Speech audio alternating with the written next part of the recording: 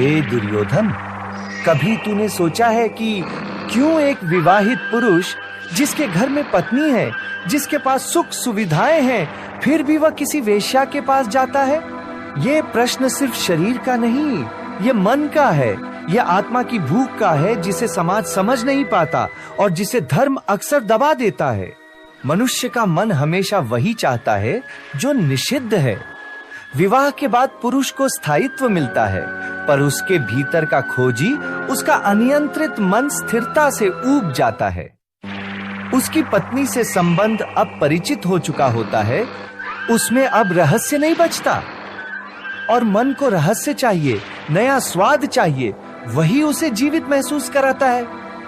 वेश्या के पास जाकर वह पाप नहीं करता, बल्कि अपनी अधूरी इच्छाओं से क्षण भर के लिए भागता है।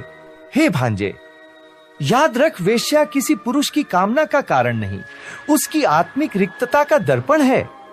जब पुरुष घर में केवल कर्तव्य निभाने लगता है, जब उसका प्रेम भी एक जिम्मेदारी बन जाता है, तब वह प्रेम नहीं रहता, वह एक सौदा बन जाता है।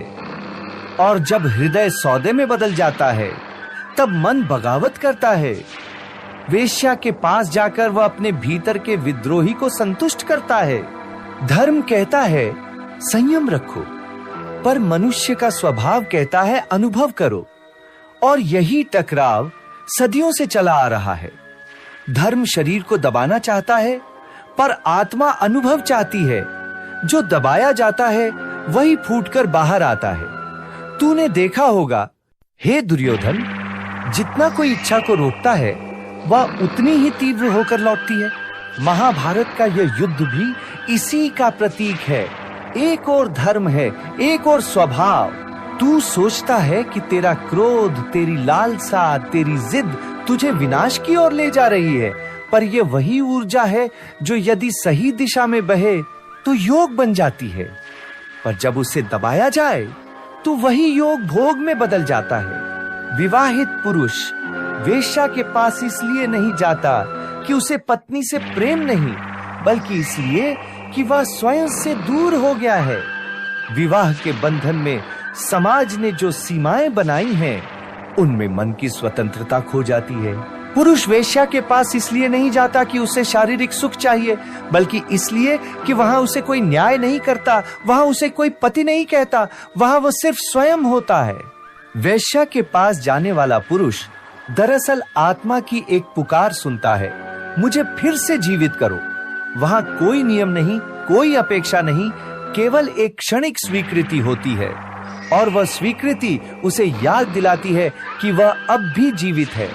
हे भांजे, धर्म को समझना है तो उसे भय से नहीं, करुणा से समझ।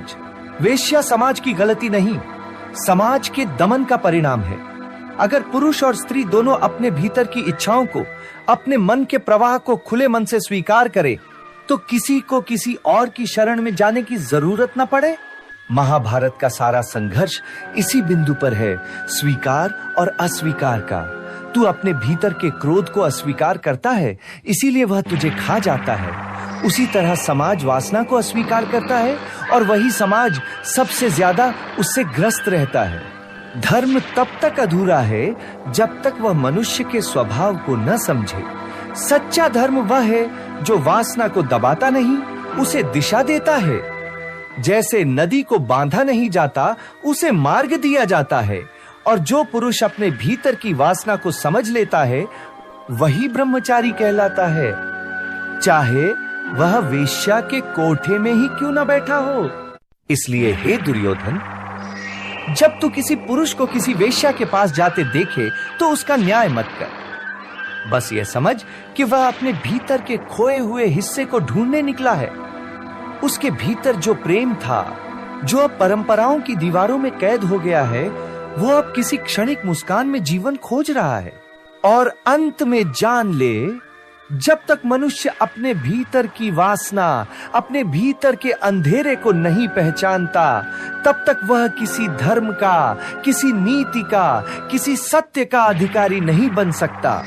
धर्म की शुरुआत निषेध से नहीं होती, वह स्वीकार से होती है। और जो स्वीकार करना सीख गया, वही मुक्त हुआ, वही ज्ञानी कहलाया।